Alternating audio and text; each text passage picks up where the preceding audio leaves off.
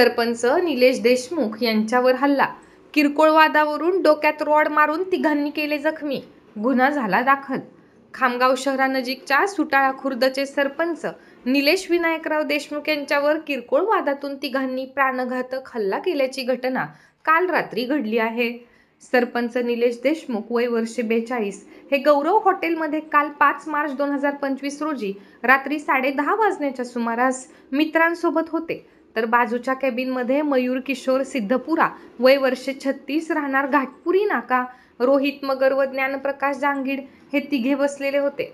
यावेळी धुंकण्याच्या कारणावरून मयूर सिद्धपुरा याने निलेश देशमुख यांच्यासोबत वाद घातला व शिवीगाळ केली। यानंतर निलेश देशमुख मित्रांसह घरी जात असताना हे तिघे त्यांच्या पाठीमागून आले व GS कॉलेजच्या गेटसमोर मयूर सिद्धपुरा याने निलेश देशमुख यांच्या डोक्यात लोखंडी रॉड मारून जखमी केले, तर रोहित मगर व ज्ञानप्रकाश जांगीड यांनी चापटाबुक्क्यांनी मारहाण करून शिवीगाळ केली।